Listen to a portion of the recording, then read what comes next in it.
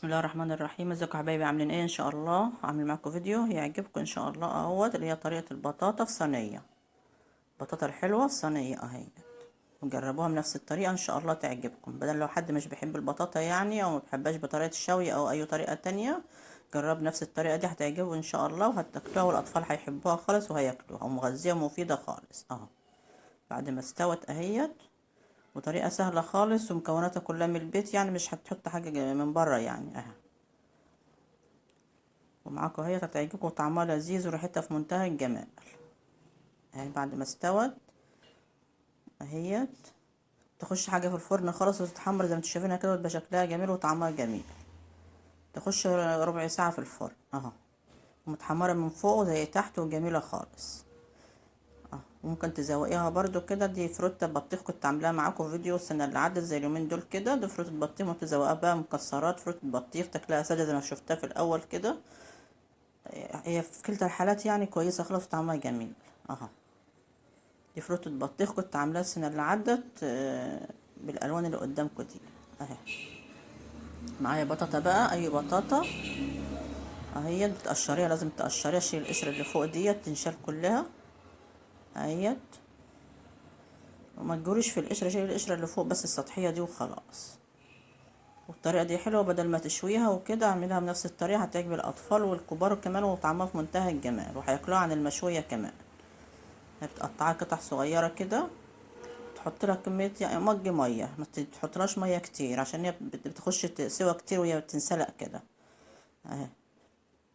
بتخش حاجه خالص، بتنسلق في ثواني وشويه ميه صغيرين. نحط لها بقى 3 معالق بشر، لو عندك بشر حط بشر، 3 معالق بشر، 3 معالق سكر اهو، وهي على النار كده، وتقلبهم فيها كده. البشر بيديها طعم جميل، والسكر بتحليها طبعا. انا حطيت 3 معالق بس دول شويه، لو انت عايزه تكتفي ب3 معالق دول اكتفي، انا لسه عشان لسه هنحط عليها حاجه تانية فسكر برضه اهوت. تهرسيها بقى كده بالشوكة او بالمعلقة زي ما انت شايفة كده، بتتهرس معاكي بسهولة اهي. بتخش حاجة خالص، بتبقى دايبة دوب اهوت بعد ما تهرسيها اهي. هنجيب بقى صينية، او معايا لسه معايا حطيت عليها معلقتين قشطة. القشطة بتعزز طعمها وتديها قيمة غذائية عالية وطعم وريحة وفي منتهى الجمال. القشطة بتخليها طعمها جميل خالص اهي. وحطيت كمان 3 معالق او لا معلقتين بس لبن بودره. عندك لبن بودره حطيه، ما عندكيش ما تحطيش، ده اختياري. كان عندي لبن بودره يعني حطيته، ما عندكيش ما تحطيش.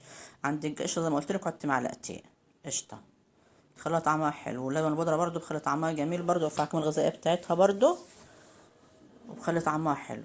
جبت بقى صينيه ودهنتها معلقه سمنه حلوه يعني اهوت، وتفردي بقى كده البطاطا كده، تفرديها في الصينيه كده، تخليها صباع، تنطقيها كده على الرخام عشان تسوي بعضها. تحط عليها معلقتين لبن من فوق، عشان معلقتين اللبن دول هيحمروا لك وشها اهو، وتوزعهم على وشها كده. دول هيخلوا وشها احمر زي ما شفتها في الاول كده اهي. دخلتها بقى الفرن وطلعت اهيت اهي. بعد ما طلعت في الفرن ما خدتش ربع ساعه في الفرن. انا بقى التقطيع ما جاش معايا، وحطيت عليها شربات من بتاع الكنافه، بيخلي طعمها في منتهى الجمال. ما طلعش معايا التصوير اللي هي التقطيع من الاول والشربات، في بواقي شربات لسه معايا بحطها قدامكم اهوت اهو.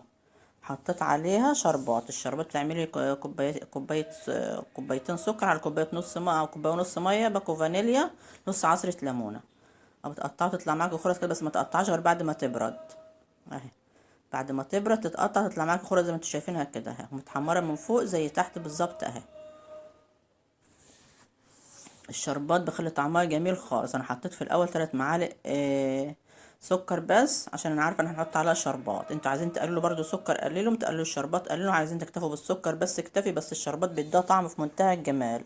يبقى قلت الشربات مكوناته كوبايه ونص سكر، كوبايتين، كوبايه ونص سكر ايوه، كوبايتين ميه، وتحطهم على النار، وعلى نص عصره ليمونه، على باكت فانيليا، هيعمل معاك الشربات اهو. تغلوهم 10 دقايق لحد ما يقعد شويه وتقول شويه ايه، وتحطيه بقى على الايه، على البطاطا.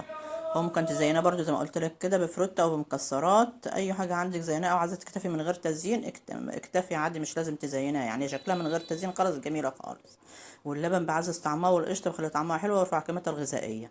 ونجربوها بنفس الطريقه هتعجبكم ان شاء الله. والسلام عليكم.